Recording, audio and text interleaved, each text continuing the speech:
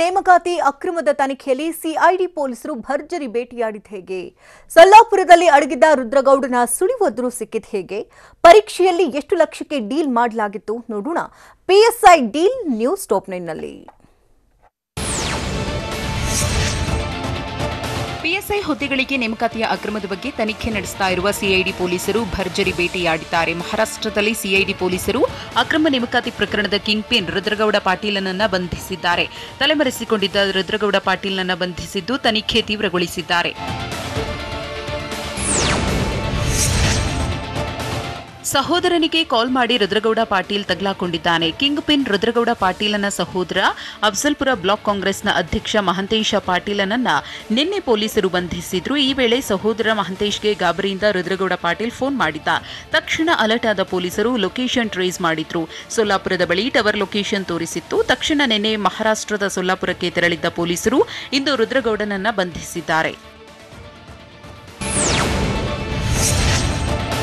ರುದ್ರಗೌಡನ ಪರೀಕ್ಷೆ deal reveal ಆಗಿದ್ದು, ಒಬ್ಬೊಬ್ಬ ಅಭ್ಯರ್ಥಿಗೆ ಒಂದೊಂದು ರೇಟ್ ಫಿಕ್ಸ್ ಮಾಡಿದ್ದನಂತೆ.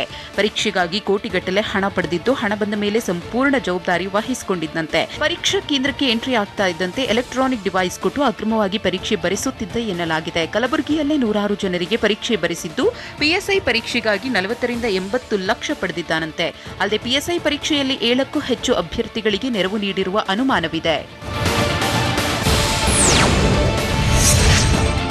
ಪಿಎಸ್ಐ ನೇಮಕಾತಿ ಅಕ್ರಮ ಸಂಬಂಧ ಸಿಐಡಿ ಪೊಲೀಸರು ಈವರೆಗೆ 6 ಅಭ್ಯರ್ಥಿಗಳನ್ನು ಬಂಧಿಸಿದ್ದಾರೆ. ಬಂಧಿತ 6 ಅಭ್ಯರ್ಥಿಗಳು ಅಕ್ರಮವಾಗಿ ಪರೀಕ್ಷೆ ಬರೆದಿದ್ದಾರೆ ಅಂತ ಹೇಳಲಾಗ್ತಿದ್ದು, ಪಿಎಸ್ಐ ನೇಮಕಾತಿ ತಾತ್ಕಾಲಿಕ ಆಯ್ಕೆ ಪಟ್ಟಿಯಲ್ಲಿ ಹೆಸರಿತ್ತು. ಎಂಬಿಎ ಪದವೀಧರನಾಗಿರುವ ವೀರೇಶ್, ಬಿಇ ಪದವೀಧರರಾಗಿರುವ ಚೇತನ್, ಪ್ರವೀಣ್, ವಿಶಾಲ್, ಬಿಎಡ್ ಪದವೀಧರನಾಗಿರುವ ಅರುಣ್, ಬಿಎ ಪದವೀಧರನಾಗಿರುವ ಹಯ್ಯಾಳಿ ದೇಸಾಯಿಯನ್ನ ಅರೆಸ್ಟ್ ಮಾಡಿದ್ದಾರೆ.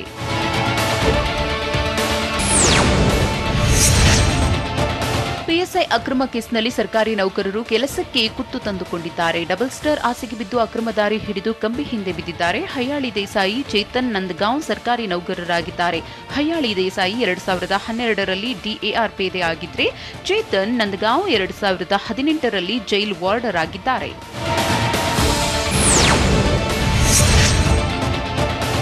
ಪಿಎಸ್ಐ ನೇಮಕಾತಿ ಅಕ್ರಮ ಕೇಸ್ನ ತನಿಖೆಯನ್ನ ಸಿಐಡಿ ಅಧಿಕಾರಿಗಳು ತೀವ್ರಗೊಳಿಸಿದ್ದಾರೆ. ಪ್ರಕರಣದ ಕಿಂಗ್ ಪಿನ್ ಎನ್ನಲಾಗುತ್ತಿರುವ ರುದ್ರಗೌಡ ಪಾಟೀಲನ ಸಹೋದರ ಅಫ್ಜಲ್ಪುರ ಬ್ಲಾಕ್ ಕಾಂಗ್ರೆಸ್ ಅಧ್ಯಕ್ಷ ಮಹಂತೇಶ್ ಪಾಟೀಲನನ್ನ ಬಂಧಿಸಿರುವ ಸಿಐಡಿ ಪೊಲೀಸರು ತೀವ್ರ ವಿಚಾರಣೆ ನಡೆಸುತ್ತಿದ್ದಾರೆ. ಅತ್ತ ಮಹಾರಾಷ್ಟ್ರದಲ್ಲಿ ರುದ್ರಗೌಡ ಪಾಟೀಲನನ್ನ ಬಂಧಿಸಿರುವ ಪೊಲೀಸರು ಇತ್ತ ಮಹಂತೇಶ್ ಪಾಟೀಲ್ಗೆ ಗ್ರಿಲ್ ಮಾಡಿದ್ದಾರೆ.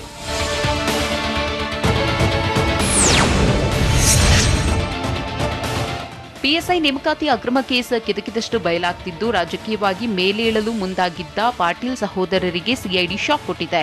ಕಲಬುರಗಿ ಜಿಲ್ಲೆಯ ಅಫ್ಜಲ್ಪುರ ತಾಲೂಕಿನ ಸೊನ್ನ ಗ್ರಾಮದ ನಿವಾಸಿಗಳಾದ ಅಫ್ಜಲ್ಪುರ ಬ್ಲಾಕ್ ಕಾಂಗ್ರೆಸ್ ಅಧ್ಯಕ್ಷ ಮಹಂತೇಶ್ ಪಾಟೀಲ್, ಆತನ ಸಹೋದರ ರುದ್ರಗೌಡ ಪಾಟೀಲ್ ರಾಜಕೀಯವಾಗಿ ಬೆಳೆಯಲು ಪ್ಲಾನ್ ಮಾಡಿದ್ರು. ರುದ್ರಗೌಡ ಪಾಟೀಲ್ ಮುಂಬರುವ ವಿಧಾನಸಭೆ ಚುನಾವಣೆಯಲ್ಲಿ ಸ್ಪರ್ಧಿಸಲು ಸಿದ್ಧತೆಯನ್ನ ಕೂಡ ಮಾಡಿಕೊಳ್ತಿದ್ದಂತೆ.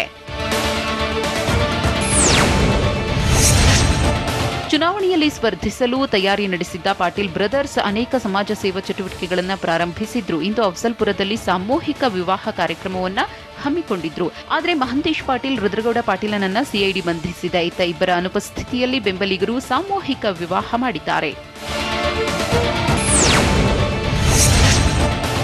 ಪಿಎಸ್ಐ ಪರೀಕ್ಷೆ ಅಕ್ರಮದ ಬಗ್ಗೆ ಮತ್ತಷ್ಟು ಮಾಹಿತಿ ಹೊರಬೀಳಲಿದ್ದು, ನೇಮಕಾತಿ ಪ್ರಕ್ರಿಯೆ ಭವಿಷ್ಯವನ್ನ ಎಫ್ಎಸ್ಎಲ್ ವರದಿ ನಿರ್ಧರಿಸಲಿದೆ. ವಿಚಾರಣೆಯ ವೇಳೆ ಅಭ್ಯರ್ಥಿಗಳಿಂದ ಸಿಐಡಿ ಅಧಿಕಾರಿಗಳು ಒಎಂಆರ್ ಶೀಟ್ ಸಂಗ್ರಹಿಸಿದ್ದಾರೆ.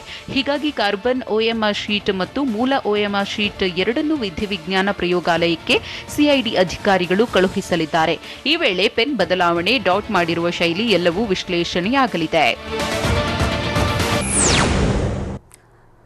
ಪಿಎಸ್ಐ ಪರೀಕ್ಷೆಯ ಅಕ್ರಮದಲ್ಲಿ ಆಡಿಯೋ ಬಾಂಬ್ ಸ್ಫೋಟವಾಗಿದೆ ಹೇಗೆ?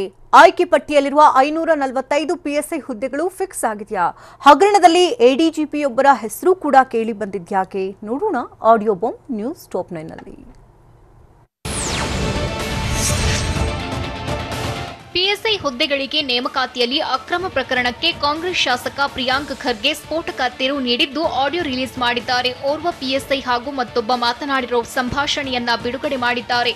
ಸಿಐಡಿ ಪೊಲೀಸರು ಸಣ್ಣ ಮೀನುಗಳನ್ನ ಬಂಧಿಸಿದ್ದಾರೆ. ತಿಮಿಂಗಿಲಗಳು ಓಡಾಡ್ತಿವೆ. ಅಕ್ರಮದ ಹಣ ಮೇಲ್ಮಟ್ಟದವರಿಗೆ ಹೋಗ್ತಿದೆ ಎಂಬ ಮಾಹಿತಿ ಇದೆ ಅಂತ ಪ್ರಿಯಾಂಕ್ ಖರ್ಗೆ ಹೇಳಿದ್ದಾರೆ.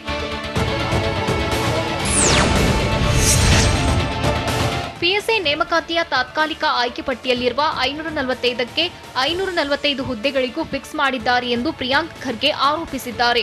ಆಡಿಯೋದಲ್ಲಿರುವ ವ್ಯಕ್ತಿ ಈಗಾಗಲೇ ಸಮವಸ್ತ್ರ ಧರಿಸಿ ಭಾಷಣ ಮಾಡಿದ್ದಾನೆ. ಕರೆ ಮಾಡಿದ್ದ ವ್ಯಕ್ತಿಗೆ ಪಿಎಸ್ಐ ಸಾಹೇಬ್ರೆ ಎಂದು ಹೇಳ್ತಾನೆ. ತಾತ್ಕಾಲಿಕ ಪಟ್ಟಿ ಪ್ರಕಟಿಸಿದ್ರು ಇದೇ ಫೈನಲ್ ಎಂದು ಹೇಳ್ತಾನೆ. ಯಾರಾದರೂ ಕೋರ್ಟ್ಗೆ ಹೋದ್ರೆ ಏನೆಂದು ಪ್ರಶ್ನಿಸಿದ್ದಾನೆ ಅಂತ ಪ್ರಿಯಾಂಕ್ ಖರ್ಗೆ ಹೇಳಿದ್ದಾರೆ.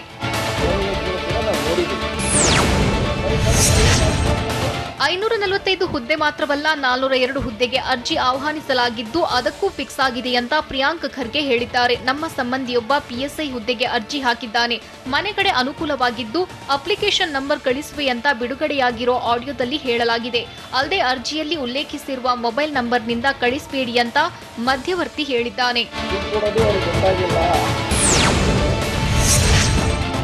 ಪಿಎಸ್ಐ ಪರೀಕ್ಷೆಯ ಅಕ್ರಮ ಸಂಬಂಧ ಕಾಂಗ್ರೆಸ್ ಶಾಸಕ ಪ್ರಿಯಾಂಕ್ ಖರ್ಗೆ ಸ್ಫೋಟಕ ಆಡಿಯೋ ರಿಲೀಸ್ ಮಾಡಿದ್ದಾರೆ. ಇದೇ ವೇಳೆ ಪಿಎಸ್ಐ ಹುದ್ದೆಗೆ ಆಯ್ಕೆಯಾಗಿರೋ ಬಹುತೇಕರು ಬಿಜೆಪಿ ಕಾರ್ಯಕರ್ತರು ಅಂತ ಆರೋಪಿಸಿದ್ದಾರೆ.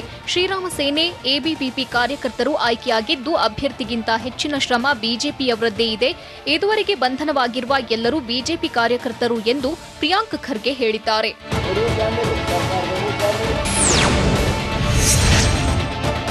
ಕೇವಲ ಕಲಬುರಗಿಯಲ್ಲಿ ಮಾತ್ರ ತನಿಖೆ ಆಗ್ತಿದ್ದು ರಾಜ್ಯಾದ್ಯಂತ ಪಿಎಸ್ಐ ಪರೀಕ್ಷೆ ಬಗ್ಗೆ ತನಿಖೆ ಆಗಲಿ, ಬೆಂಗಳೂರಿನಲ್ಲೂ ತನಿಖೆ ನಡೆಯಬೇಕು ಅಂತ ಕಾಂಗ್ರೆಸ್ ಶಾಸಕ ಪ್ರಿಯಾಂಕ್ ಖರ್ಗೆ ಆಗ್ರಹಿಸಿದ್ದಾರೆ. ಎಡಿಜಿಪಿ ರಿಕ್ರೂಟ್ಮೆಂಟ್ ಹುದ್ದೆಯಲ್ಲಿಯೇ ಇದ್ದಾರೆ. ತನಿಖೆ ಆಗೋ ವೇಳೆ ಅವರು ಎಡಿಜಿಪಿ ಹುದ್ದೆಯಲ್ಲಿದ್ರೆ ಎಷ್ಟರ ಮಟ್ಟಿಗೆ ತನಿಖೆಗೆ ನ್ಯಾಯ ಸಿಗುತ್ತೆ? ಪ್ರಾಮಾಣಿಕರಾಗಿದ್ರೆ ತನಿಖೆ ಮುಗಿದ ಬಳಿಕ ಮರುನೇಮಕವಾಗಲಿ ಎಂದು ಟಿವಿ9ಗೆ ಕಾಂಗ್ರೆಸ್ ಶಾಸಕ ಪ್ರಿಯಾಂಕ್ ಖರ್ಗೆ ಪ್ರತಿಕ್ರಿಯೆ ನೀಡಿದ್ದಾರೆ.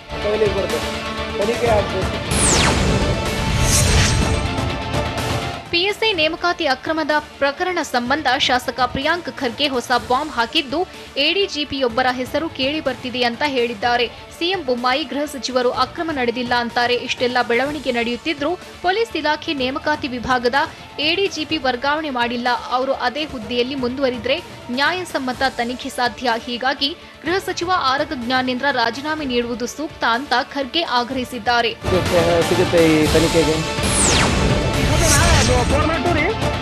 ಶಾಸಕ ಪ್ರಿಯಾಂಕ್ ಖರ್ಗೆ ರಿಲೀಸ್ ಮಾಡಿದ ಆಡಿಯೋದಲ್ಲಿ ರುದ್ರಗೌಡ ಪಾಟೀಲ್ ಜೊತೆ ಹಯ್ಯಾಳಿ ದೇಸಾಯಿ ಮಾತನಾಡಿರೋ ಶಂಕೆ ಇದೆ. ರುದ್ರಗೌಡ ಪಾಟೀಲ್ ಪ್ರಕರಣದ ಪ್ರಮುಖ ಕಿಂಗ್ ಪಿನ್ ಆಗಿದ್ದು, ಹಯ್ಯಾಳಿ ದೇಸಾಯಿ ರುದ್ರಗೌಡ ಮೂಲಕವೇ ಎಲೆಕ್ಟ್ರಾನಿಕ್ ಡಿವೈಸ್ ಬಳಸಿ ಪರೀಕ್ಷೆ ಬರೆದಿದ್ದ ಅಂತ ಹೇಳಲಾಗ್ತಿದೆ. ಅಫ್ಜಲ್ಪುರ ಶಾಸಕ ಎಂವೈ ಪಾಟೀಲ್ ಗನ್ಮ್ಯಾನ್ ಆಗಿದ್ದ ಹಯ್ಯಾಳಿ ದೇಸಾಯಿ ಪಿಎಸ್ಐ ಪರೀಕ್ಷೆಯ ಕಲ್ಯಾಣ ಕರ್ನಾಟಕ ಕೋಟಾದಲ್ಲಿ ಮೊದಲ ರ್ಯಾಂಕ್ ಪಡೆದಿದ್ದ.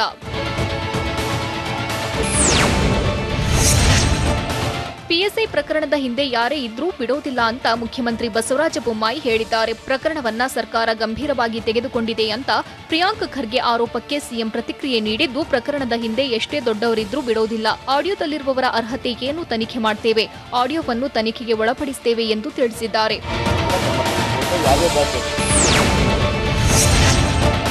ಪಿಎಸ್ಐ ನೇಮಕಾತಿ ವಿಚಾರದ ಬಗ್ಗೆ ಮಾಜಿ ಸಿಎಂ ಎಚ್ಡಿ ಕುಮಾರಸ್ವಾಮಿ ಹೊಸ ಬಾಂಬ್ ಸಿಡಿಸಿದ್ದು, ಪಿಎಸ್ಐ ನೇಮಕಾತಿಯಲ್ಲಿ ಭಾರಿ ಅಕ್ರಮ ನಡೆದಿದೆ. ಕೆಪಿಎಸ್ಸಿ ನೇಮಕಾತಿಯಲ್ಲಿ ಒಂದು ಹುದ್ದೆಗೆ 1 ಕೋಟಿ ಕೊಡಬೇಕು ಅಂತ ಹೇಳಿದ್ದಾರೆ. ಅಲ್ಲದೆ ಬಿಜೆಪಿ ಸರ್ಕಾರದಲ್ಲಿ ಕೆಲವರು ಗಂಟೆಗೆ ಕೋಟಿ ಸಂಪಾದಿಸುತ್ತಿದ್ದಾರೆ ಎಂದು ಆರೋಪಿಸಿದ್ದಾರೆ.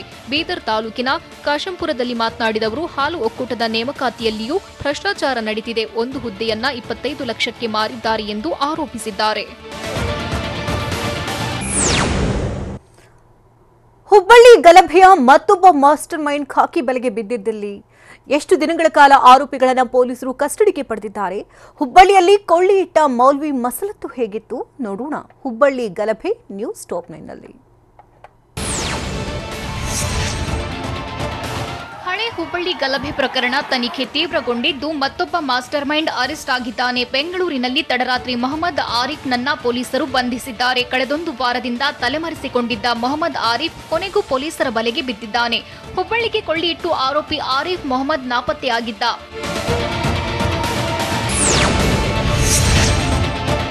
ಪ್ರಚೋದನಕಾರಿ ವಾಟ್ಸ್ಆಪ್ ಸ್ಟೇಟಸ್ನಿಂದ ಗಲಭೆ ಪ್ರಕರಣ ಸಂಬಂಧ ಮಾಸ್ಟರ್ ಮೈಂಡ್ ಮೌಲ್ವಿ ವಸೀಂ ಪಠಾಣ್, ತುಫೇಲ್ ಮುಲ್ಲಾನನ್ನ 5 ದಿನ ಪೊಲೀಸರ ವಶಕ್ಕೆ ನೀಡಲಾಗಿದೆ. ಹುಬ್ಬಳ್ಳಿ ಪೊಲೀಸರು ಆರೋಪಿಗಳನ್ನ 10 ದಿನ ವಶಕ್ಕೆ ನೀಡುವಂತೆ ಕೋರಿದ್ರು. ಆದರೆ ನ್ಯಾಯಾಲಯ 5 ದಿನಗಳ ಕಾಲ ಪೊಲೀಸರ ವಶಕ್ಕೆ ನೀಡಿ ಆದೇಶ ಮಾಡಿದೆ. ಹೀಗಾಗಿ ಗಲಭೆ ಹಿಂದಿನ ಷಡ್ಯಂತ್ರ, ಸಂಘಟನೆಗಳ ಪಾತ್ರ, ಜನರನ್ನ ಸೇರಿಸಿದ್ದ ಬಗ್ಗೆ ವಿಚಾರಣೆ ನಡೆಸುತ್ತಿದ್ದಾರೆ. ಹುಬ್ಬಳ್ಳಿ ಗಲಭೆ ಕೇಸ್ ಮಾಸ್ಟರ್ ಮೈಂಡ್ ವಸೀಂ ಪಠಾಣ್ಗೆ ಪೊಲೀಸರು ಗ್ರಿಲ್ ಮಾಡಿದ್ದು ಸಾಲು ಸಾಲು ಪ್ರಶ್ನೆಗೆ ಕಕ್ಕಾಬಿಕ್ಕಿಯಾಗಿದ್ದಾನೆ. ವಿಚಾರಣೆ ವೇಳೆ ಮೌಲ್ವಿ ವಸೀಂ ಪಠಾಣ್ ಸ್ಫೋಟಕ ಸತ್ಯ ಬಾಯ್ಬಿಟ್ಟಿದ್ದಾನೆ. ವಾಟ್ಸ್ಆಪ್ ಗ್ರೂಪ್ ರಚಿಸಿದ್ದು ನಾನೇ ಅಂತ ತಪ್ಪೊಪ್ಕೊಂಡಿದ್ದಾನೆ. ಅಲ್ಲದೆ ವಸೀಂ ವ್ಯಾಪಾರಿ ತುಫೇಲ್ ಜೊತೆ ಸೇರಿ ಮಸಲತ್ತು ಮಾಡಿದ್ದಾಗಿ ಹೇಳಿದ್ದಾನೆ. ಇನ್ನು ವಿವಾದಿತ ಪೋಸ್ಟ್ ಹಾಕಿದ್ದ ಯುವಕನ ಜಾಮೀನು ಅರ್ಜಿ ಸಹ ವಜಾಗೊಂಡಿದೆ.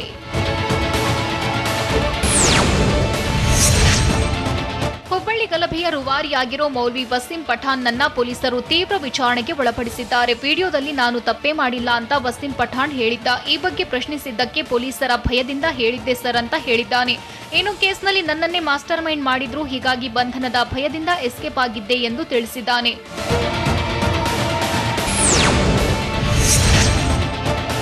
ವಾಟ್ಸ್ಆಪ್ನಲ್ಲಿ ಹಾಕಿದ್ದ ಪ್ರಚೋದನಕಾರಿ ಸ್ಟೇಟಸ್ ವೈರಲ್ ಆದ ಕೆಲವೇ ಹೊತ್ತಿನಲ್ಲಿ ಲೋಡ್ಗಟ್ಟಲೆ ಕಲ್ಲುಗಳು ಹಳೆ ಹುಬ್ಬಳ್ಳಿ ಪೊಲೀಸ್ ಠಾಣೆ ಬಳಿ ಬಂದಿದ್ದಾದ್ರೂ ಹೇಗೆ ಅನ್ನೋದು ಇನ್ನೂ ಬಹಿರಂಗವಾಗಿಲ್ಲ.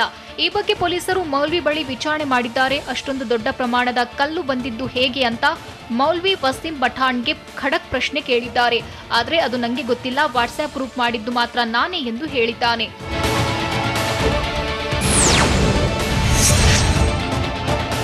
ಹುಬ್ಬಳ್ಳಿ ಗಲಭೆಗೆ ಮೌಲ್ವಿ ವಸೀಂ ಪಠಾಣೆ ಪ್ರಚೋದನೆ ನೀಡಿದ್ದು ಅಂತ ಹೇಳಲಾಗ್ತಿದೆ. ಆದರೆ ಪೊಲೀಸರ ವಿಚಾರಣೆ ವೇಳೆ ನಾನು ಗಲಭೆಗೆ ಪ್ರಚೋದನೆ ನೀಡಿಲ್ಲ ಅಂತ ವಸೀಂ ಹೇಳಿದ್ದಾನೆ. ಪೊಲೀಸರು ಬಗ್ಗದೆ ಹೋದ್ರೆ ಪ್ರತಿಭಟನೆ ಎಂದಿದ್ದೆ, ಆದರೆ ಜನ ಬರುವಾಗ ಕಲ್ಲು ಹಿಡಿದು ಬಂದಿದ್ರು.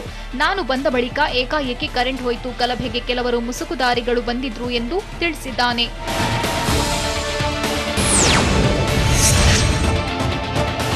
ಮೌಲ್ವಿ ವಸೀಂ ಪಠಾಣ್ ಫೋನ್ನಲ್ಲಿ ಸ್ಫೋಟಕ ಸಾಕ್ಷ್ಯಗಳು ಇದೆಯಾ ಅನ್ನೋ ಅನುಮಾನ ಮೂಡಿದೆ. ಗಲಭೆ ಗ್ಯಾಂಗ್ನ ವಾಟ್ಸ್ಆಪ್ ಗ್ರೂಪ್ ಅಡ್ಮಿನ್ ಆಗಿರೋ ವಸೀಂ ಮೊಬೈಲ್ನಲ್ಲಿ ಪ್ರಚೋದನಕಾರಿ ಭಾಷಣಗಳು ಇವೆ ಅಂತ ಹೇಳಲಾಗ್ತಿದೆ. ಹೀಗಾಗಿ ಪೊಲೀಸರು ಮೌಲ್ವಿ ಮೊಬೈಲ್ ಸೀಸ್ ಮಾಡಿದ್ದಾರೆ. ಮತ್ತಷ್ಟು ಸತ್ಯ ಶೋಧ ಮಾಡಲು ಮೊಬೈಲ್ ಜಪ್ತಿ ಮಾಡಿದ್ದು ಮೊಬೈಲ್ನಲ್ಲಿರೋ ಮಾಹಿತಿ ತಡಕಾಡ್ತಿದ್ದಾರೆ. ಮೊಬೈಲ್ ಮೂಲಕ ಮತ್ತಷ್ಟು ಮಾಹಿತಿ ಸಂಗ್ರಹಿಸಲು ಮುಂದಾಗಿದ್ದಾರೆ. ಹುಬ್ಬಳ್ಳಿ ಗಲಭೆ ಬಗ್ಗೆ ಬಗೆದಷ್ಟು ಭಯಾನಕ ಸತ್ಯ ಬಯಲಾಗ್ತಿದೆ. ಗಲಭೆ ಕೇಸ್ಗೆ ಸ್ಫೋಟಕ ಟ್ವಿಸ್ಟ್ ಸಿಕ್ಕಿದ್ದು ಹುಬ್ಬಳ್ಳಿ ಗಲಭೆ ಗ್ಯಾಂಗ್ನ ಜಾಲ ಮತ್ತಷ್ಟು ದೊಡ್ಡದಾಗಿದೆ ಅಂತ ಹೇಳಲಾಗ್ತಿದೆ. ಗಲಭೆ ಮಾಸ್ಟರ್ ಮೈಂಡ್ ವಸೀಂ ಮಾತ್ರ ಅಲ್ಲ, ವಸೀಂ ಹಿಂದೆಯೂ ಗ್ಯಾಂಗ್ ಲೀಡರ್ ಇದ್ದಾನೆ ಅಂತ ಹೇಳಲಾಗ್ತಿದೆ. ಈ ಬಗ್ಗೆ ಪೊಲೀಸರು ತೀವ್ರ ತನಿಖೆ ನಡೆಸುತ್ತಿದ್ದಾರೆ.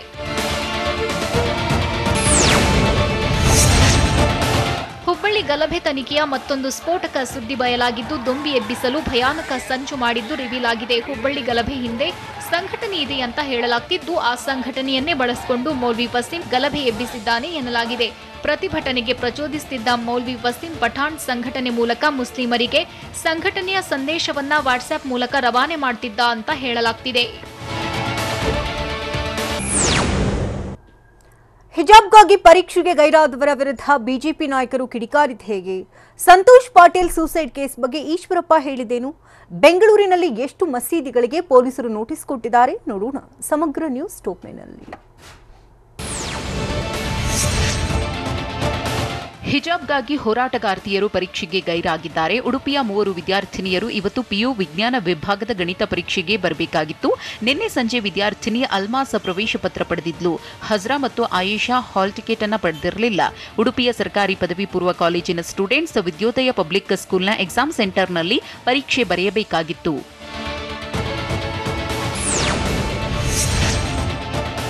ಉಡುಪಿಯಲ್ಲಿ ನಿನ್ನೆ ದ್ವಿತೀಯ ಪಿಯು ಪರೀಕ್ಷೆಗೆ ಗೈರಾಗಿದ್ದ ಆಲಿಯಾ ಅಸಾದಿ ಟ್ವೀಟ್ ಮಾಡಿದ್ದು, ನನಗೆ ಮತ್ತು ರೇಷಂಗೆ ಪರೀಕ್ಷೆ ಬರೆಯಲು ನಿರಾಕರಿಸಿದ್ದಾರೆ. ಪರೀಕ್ಷೆ ಬರೆಯಲು ಸಿಬ್ಬಂದಿ ಅವಕಾಶ ನೀಡಲೇ ಇಲ್ಲ ಅಂತ ಹೇಳಿದ್ದಾಳೆ.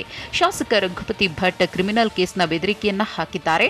ಆದರೆ ಕ್ರಿಮಿನಲ್ ಕೇಸ್ ಹಾಕಲು ಇಲ್ಲಿ ಯಾವ ಅಪರಾಧವಿದೆ? ನಮ್ಮ ದೇಶ ಎತ್ತ ಸಾಗುತ್ತಿದೆ ಅಂತ ಟ್ವೀಟ್ ಮೂಲಕ ಆಲಿಯಾ ಪ್ರಶ್ನಿಸಿದ್ದಾಳೆ.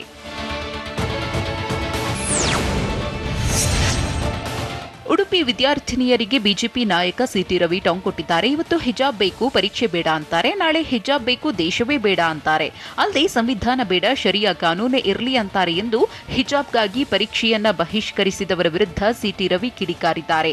ಪರೀಕ್ಷೆ ಮುಖ್ಯ ಅನ್ನೋ 99% ಜನ ಪರೀಕ್ಷೆ ಬರೆದಿದ್ದಾರೆ. ಕೇವಲ 1% ಜನ ಹಿಜಾಬ್ ವಿಷಯವನ್ನ ಜೀವಂತ ಇಡ್ತಿದ್ದಾರೆ. ಇದೇ ಮತಾಂಧತೆ ಹಿಂದೆ ದೇಶವನ್ನೇ ವಿಭಜಿಸಿತ್ತು. ಇದಕ್ಕೆಲ್ಲ ಕಾರಣ ಕಾಂಗ್ರೆಸ್ ಎಂದು ಚಿಕ್ಕಮಗಳೂರಿನಲ್ಲಿ ಆಕ್ರೋಶ ಹೊರಹಾಕಿದ್ದಾರೆ. ನಾಳೆ ಸಂವಿಧಾನನೇ ಬೇಡ ಅಂತ ದೇಶ ಎತ್ತ ಸಾಗುತ್ತಿದೆ ಎಂಬ ಆಲಿಯಾ ಟ್ವೀಟ್ಗೆ ಕೇಂದ್ರ ಸಚಿವೆ ಶೋಭಾ ಕರಂದ್ಲಾಜೆ ಟಾಂಗ್ ಕೊಟ್ಟಿದ್ದಾರೆ. ಹಾಲ್ ಟಿಕೆಟ್ ಪಡೆದು ಪರೀಕ್ಷೆ ಬರೆಯದೆ ಪ್ರಚಾರ ಗಿಟ್ಟಿಸುತ್ತಿದ್ದಾರೆ. ಭಯೋತ್ಪಾದಕರು ಬೆಂಬಲ ಕೊಡುವ ರೀತಿಯಲ್ಲಿ ಭಾರತದಲ್ಲಿ ಏನೋ ನಡೆಯುತ್ತೆ ಎನ್ನುವಂತೆ ಬಿಂಬಿಸಲು ಹೊರಟಿದ್ದಾರೆ. ಇದು ಸರಿಯಲ್ಲ ಅಂತ ಉಡುಪಿಯಲ್ಲಿ ಶೋಭಾ ಕರಂದ್ಲಾಜೆ ಹೇಳಿದ್ದಾರೆ.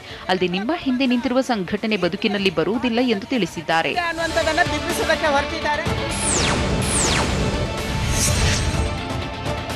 ಪ್ರಾರ್ಥನಾ ಮಂದಿರಗಳಲ್ಲಿ ಧ್ವನಿವರ್ಧಕಗಳ ಬಳಕೆಗೆ ವಿಚಾರವಾಗಿ ಬೆಂಗಳೂರಿನಲ್ಲಿ 300 ಮಸೀದಿಗಳಿಗೆ ಪೊಲೀಸರು ನೋಟಿಸ್ ನೀಡಿದ್ದಾರೆ. ದೇವಸ್ಥಾನಗಳಿಗೆ ನೋಟಿಸ್ ನೀಡಿದ ಬೆನ್ನಲ್ಲೇ ಮಸೀದಿಗಳಿಗೂ ನೋಟಿಸ್ ಜಾರಿ ಮಾಡಿದ್ದಾರೆ.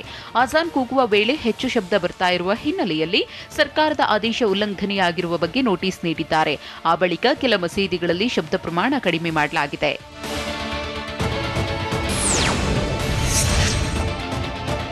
ಬೆಂಗಳೂರಿನಲ್ಲಿ ಪಾಪಿ ಪತಿಯೊಬ್ಬ ಪತ್ನಿಯನ್ನ ಕೊಲೆ ಮಾಡಿದ್ದಾನೆ. ತಲಘಟ್ಟಪುರ ಪೊಲೀಸ್ ಠಾಣಾ ವ್ಯಾಪ್ತಿಯ ನಾಗೇಗೌಡನ ಪಾಳ್ಯದಲ್ಲಿ ಈ ಘಟನೆ ನಡೆದಿದೆ. ಶೀಲಾ ಶಂಕಿಸಿ ಪತ್ನಿ ಪದ್ಮಾಳನ್ನ ಪತಿ ಮಾರಪ್ಪ ಹತ್ಯೆಗೈದಿದ್ದಾನೆ. ದೊಣ್ಣೆಯಿಂದ ಹೊಡೆದು ಕೊಲೆ ಮಾಡಿದ ಆರೋಪಿಯನ್ನ ತಲಘಟ್ಟಪುರ ಪೊಲೀಸರು ಅರೆಸ್ಟ್ ಮಾಡಿದ್ದಾರೆ.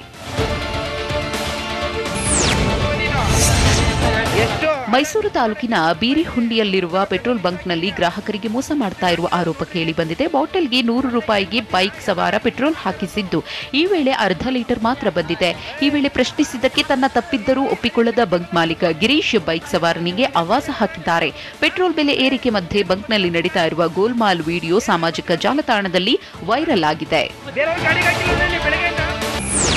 ಇಂದು ಪರೀಕ್ಷೆ ಬರೆಯಬೇಕಿದ್ದ ದ್ವಿತೀಯ ಪಿಯು ವಿದ್ಯಾರ್ಥಿ ಸಾವಿಗೀಡಾಗಿದ್ದಾದರೂ ಎಲ್ಲಿ? ಅಕಾಲಿಕ ಮಳೆಗೆ ಯಾದಗಿರಿ, ಚಿಕ್ಕಮಗಳೂರಿನಲ್ಲಿ ಏನೆಲ್ಲ ಅವಾಂತರ ಸೃಷ್ಟಿಯಾಗಿದೆ? ಮೈಸೂರಿನಲ್ಲಿ ಇಫ್ತಾರ್ ಕೂಟದ ರಾಜಕೀಯ ಹೇಗಿದೆ ನೋಡೋಣ ಕರ್ನಾಟಕ ನ್ಯೂಸ್ ಟಾಪ್ 9ನಲ್ಲಿ.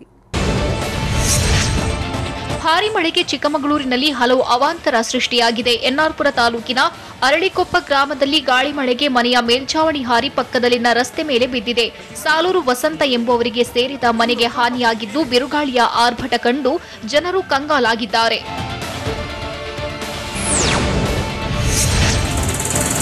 ಬೆಂಗಳೂರಿನಲ್ಲಿ ರಸ್ತೆ ಬದಿ ನಿಲ್ಲಿಸಿದ್ದ ಕಾರು ಬೆಂಕಿಗೆ ಆಹುತಿಯಾಗಿದೆ. ಶಿವಾಜಿನಗರದ ಕ್ವೀನ್ಸ್ ರಸ್ತೆಯಲ್ಲಿ ಮಧ್ಯರಾತ್ರಿ ಘಟನೆ ನಡೆದಿದೆ. ಕೆಟ್ಟು ನಿಂತಿದ್ದ ಕಾರಿಗೆ ದುಷ್ಕರ್ಮಿಗಳು ಬೆಂಕಿ ಹಚ್ಚಿರುವ ಶಂಕೆ ವ್ಯಕ್ತವಾಗಿದ್ದು ಅಕ್ಕಪಕ್ಕದಲ್ಲಿ ವಾಹನಗಳು ಇಲ್ಲದಿದ್ದರಿಂದ ಅನಾಹುತ ತಪ್ಪಿದೆ. ಸ್ಥಳಕ್ಕೆ ಆಗಮಿಸಿ ಅಗ್ನಿಶಾಮಕ ಸಿಬ್ಬಂದಿ ಬೆಂಕಿ ನಂದಿಸಿದ್ದು ಶಿವಾಜಿನಗರ ಪೊಲೀಸ್ ಠಾಣಾ ವ್ಯಾಪ್ತಿಯಲ್ಲಿ ಪ್ರಕರಣ ದಾಖಲಾಗಿದೆ.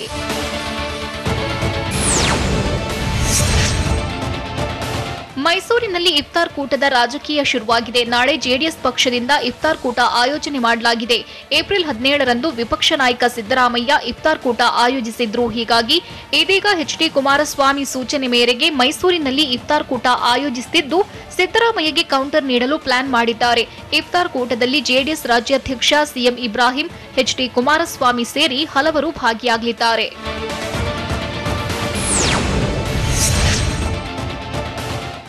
ಮಾಜಿ ಸಚಿವ ರಮೇಶ್ ಜಾರಕಿಹೊಳಿ ಮುಖ್ಯಮಂತ್ರಿ ಬಸವರಾಜ ಬೊಮ್ಮಾಯಿಯನ್ನ ಭೇಟಿಯಾಗಿ ಚರ್ಚಿಸಿದ್ದಾರೆ. ಬೆಂಗಳೂರಿನ ಆರ್ಟಿ ನಗರದ ಸಿಎಂ ನಿವಾಸಕ್ಕೆ ಬೆಳಗ್ಗೆ ರಮೇಶ್ ಜಾರಕಿಹೊಳಿ ಭೇಟಿ ನೀಡಿದ್ರು. ಈ ವೇಳೆ ಸಿಎಂ ಜೊತೆ ಹಲವು ವಿಚಾರಗಳ ಬಗ್ಗೆ ಚರ್ಚೆ ನಡೆಸಿದ್ದಾರೆ. ಬೆಂಗಳೂರಿನ ಪೀಣ್ಯದಲ್ಲಿ ಖದೀಮರು 35,000 ಹಣ ಕಳ್ಳತನ ಮಾಡಿದ್ದಾರೆ. ಪೀಣ್ಯ ನ್ಯೂ ಇಂಡಿಯಾ ಅಶ್ಯೂರೆನ್ಸ್ ಕಚೇರಿಯಲ್ಲಿ ಘಟನೆ ನಡೆದಿದೆ. ಟೇಬಲ್ ಡ್ರಾಯರ್ ಒಳಗೆ ಸೇಫ್ ಬಾಕ್ಸ್ನಲ್ಲಿದ್ದ ಹಣ ಕದ್ದೊಯ್ದಿದ್ದು ಸಿಬ್ಬಂದಿ ಕಚೇರಿಗೆ ಬಂದಾಗ ಕೃತ್ಯ ಬೆಳಕಿಗೆ ಬಂದಿದೆ. ಈ ಬಗ್ಗೆ ವಿಭಾಗೀಯ ಪ್ರಬಂಧಕ ಉದಯ್ ಕುಮಾರ್ ಪೀಣ್ಯ ಪೊಲೀಸ್ ಠಾಣೆಗೆ ದೂರು ನೀಡಿದ್ದಾರೆ.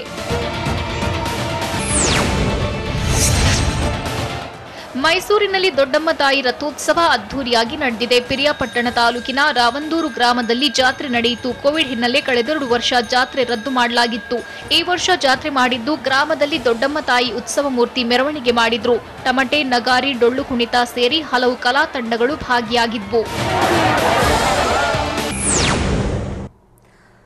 ಚುನಾವಣಾ ರಣತಂತ್ರ ನಿಪುಣ ಪ್ರಶಾಂತ್ ಕಿಶೋರ್ ಕಾಂಗ್ರೆಸ್ ಸೇರೋದು ಫಿಕ್ಸಾ? ಅಮೆರಿಕದಲ್ಲಿ ವಾಜಪೇಯಿ ಡೈಲಾಗ್ ಹೊಡೆದಿದ್ದ ಹೇಗೆ ನಿರ್ಮಲಾ ಸೀತಾರಾಮನ್ ತೇಜಸ್ವಿ ಇಫ್ತಾರ್ ಕೂಟಕ್ಕೆ ನಿತೀಶ್ ಅತಿಥಿಯಾಗಿ ಹೋಗಿದ್ದರ ಹಿಂದಿನ ಚುನಾವಣಾ ಲೆಕ್ಕಾಚಾರ ಆದ್ರೂ ಏನು ನೋಡೋಣ ನ್ಯಾಷನಲ್ ನ್ಯೂಸ್ ಟಾಪ್ 9ನಲ್ಲಿ. ಚುನಾವಣಾ ರಣತಂತ್ರ ನಿಪುಣ ಪ್ರಶಾಂತ್ ಕಿಶೋರ್ ಕಾಂಗ್ರೆಸ್ ಸೇರುವುದು ಖಚಿತವಾಗಿದೆ. ಪ್ರಶಾಂತ್ ಕಿಶೋರ್ಗೆ ಯಾವ ಹುದ್ದೆ ನೀಡಬೇಕು ಎನ್ನುವುದನ್ನು ಸೋನಿಯಾ ಗಾಂಧಿ ಹಾಗೂ ರಾಹುಲ್ ಗಾಂಧಿ ಚರ್ಚಿಸಿ ನಿರ್ಧರಿಸಲಿದ್ದಾರೆ. ಕಾಂಗ್ರೆಸ್ ಸೇರಿದ ಮೇಲೆ ಬೇರೆ ಪಕ್ಷಗಳಿಗೆ ಚುನಾವಣಾ ಸ್ಟ್ರಾಟಜಿ ರೂಪಿಸಬಾರದು, ಸಂಪೂರ್ಣವಾಗಿ ಕಾಂಗ್ರೆಸ್ ಪಕ್ಷಕ್ಕೆ ತಮ್ಮನ್ನ ಅರ್ಪಿಸಿಕೊಳ್ಳಬೇಕು ಎಂದು ಕಾಂಗ್ರೆಸ್ ನಾಯಕರು ಪ್ರಶಾಂತ್ ಕಿಶೋರ್ಗೆ ಷರತ್ತು ವಿಧಿಸಿದ್ದಾರೆ. ಚುನಾವಣಾ ರಣತಂತ್ರ ನಿಪುಣ ಪ್ರಶಾಂತ್ ಕಿಶೋರ್ ಇಂದು ಕಾಂಗ್ರೆಸ್ ನಾಯಕರನ್ನ ಭೇಟಿಯಾಗಲಿದ್ದಾರೆ. ಕಾಂಗ್ರೆಸ್ ಹಂಗಾಮಿ ಅಧ್ಯಕ್ಷೆ ಸೋನಿಯಾ ಗಾಂಧಿ ಸಮ್ಮುಖದಲ್ಲಿ ಕರ್ನಾಟಕ ವಿಧಾನಸಭೆ ಚುನಾವಣೆಯಲ್ಲಿ ಕಾಂಗ್ರೆಸ್ ಪಕ್ಷ ಗೆಲ್ಲುವುದು ಹೇಗೆ ಎಂಬ ಬಗ್ಗೆ ಪವರ್ ಪಾಯಿಂಟ್ ಪ್ರೆಸೆಂಟೇಷನ್ ನೀಡಲಿದ್ದಾರೆ. ಈ ಪ್ರೆಸೆಂಟೇಷನ್ ವೀಕ್ಷಿಸಲು ಕೆಪಿಸಿಸಿ ಅಧ್ಯಕ್ಷ ಡಿಕೆ ಶಿವಕುಮಾರ್ ಅವರನ್ನ ದೆಹಲಿಗೆ ಕರೆಸಿಕೊಳ್ಳಲಾಗಿದೆ.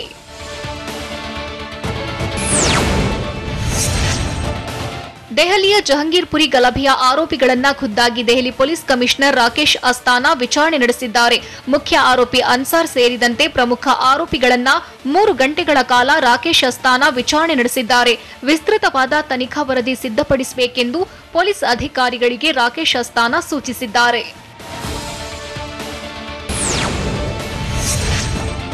ಅಮೆರಿಕದ ವಾಷಿಂಗ್ಟನ್ ಪ್ರವಾಸದಲ್ಲಿರುವ ಕೇಂದ್ರದ ಹಣಕಾಸು ಖಾತೆ ಸಚಿವೆ ನಿರ್ಮಲಾ ಸೀತಾರಾಮನ್ ಭಾರತ ಅಮೆರಿಕ ಬಾಂಧವ್ಯದ ಬಗ್ಗೆ ಮಾತನಾಡಿದ್ದಾರೆ. ನಾವು ಮಿತ್ರರನ್ನ ಆಯ್ಕೆ ಮಾಡಿಕೊಳ್ಳಬಹುದು, ನೆರೆಹೊರೆಯವರನ್ನಲ್ಲ ಎಂದು ಅಟಲ್ ಬಿಹಾರಿ ವಾಜಪೇಯಿ ಅವರ ಡೈಲಾಗ್ ಹೇಳಿದ್ದಾರೆ. ಜೊತೆಗೆ ಅಮೆರಿಕ ಭಾರತದಲ್ಲಿ ಸ್ನೇಹಿತನನ್ನ ಬಯಸಿದ್ರೆ ಸ್ನೇಹಿತ ದುರ್ಬಲವಾಗಿರಲು ಸಾಧ್ಯವಿಲ್ಲ ಎಂದು ನಿರ್ಮಲಾ ಸೀತಾರಾಮನ್ ಹೇಳಿದ್ದಾರೆ.